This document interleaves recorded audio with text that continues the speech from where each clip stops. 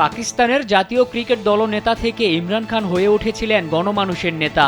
2018 সালে পাকিস্তানের প্রধানমন্ত্রী হিসেবে শপথ নিয়ে হয়ে ওঠেন দেশটির জনপ্রিয় রাজনীতিবিদ। তবে 22 গজে বিশ্বকাপ জয়ী ইমরান খান রাজনীতির মারপ্যাচে পরাজিত হয়ে দীর্ঘদিন কারাবন্দী, যেখানে নিঃসঙ্গ জীবনে তিনি ধীরে ধীরে হারিয়ে ফেলছেন দৃষ্টিশক্তি।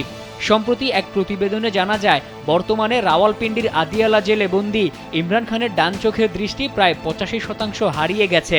সাবেক প্রধানমন্ত্রীর স্বাস্থ্যের এমন অবনতি নিয়ে গভীর উদ্বেগ প্রকাশ করেছেন ওয়াসিম আকরাম, ওয়াকার ইউনুস সহ বহু ক্রিকেটার।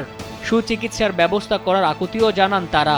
নে দুই বেলা খাবি ফ্যান্টাস্টিক নিমো খালাল সল্টেড বিস্কুট।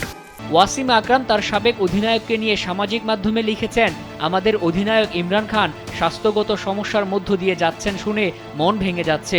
আমি আন্তরিকভাবে আশা করি কর্তৃপক্ষ বিষয়টি গুরুত্বের সাথে নেবে এবং তার সম্ভাব্য সেরা চিকিৎসা সেবা নিশ্চিত করবে। তার দ্রুত আরোগ্য ও সুস্বাস্থ্য কামনা করছি।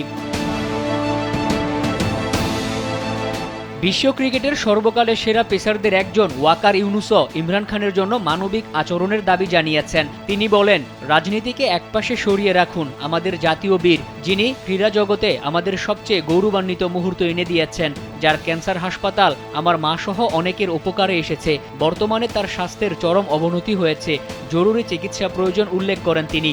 বিনয়ের সঙ্গে অনুরোধ করেন ইমরান খান যেন সময় মতো সঠিক চিকিৎসা পান।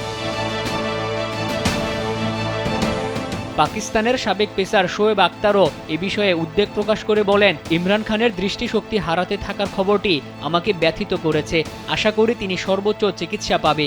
এছাড়া শহীদ আফ্রিদি, রমিজ রাজা ও মোহাম্মদ হাফিজের মতো সাবেক তারকা ক্রিকেটাররা ইমরানের প্রতি কারা কর্তৃপক্ষের মানবিক আচরণের আকুতি জানিয়েছেন। 2023 সালে গ্রেপ্তার হয়ে বিভিন্ন মামলায় কারাভোগ করছেন পাকিস্তানের প্রথম বিশ্বকাপ জয়ী দলপতি। সাবেক তারকাদের এমন আকুতির পর কি মন গলবে শাহবাজ শরীফের নেতৃত্বাধীন সরকারের, সেটাই এখন দেখার বিষয়। মোহাম্মদ মাসুম, কালবেলা।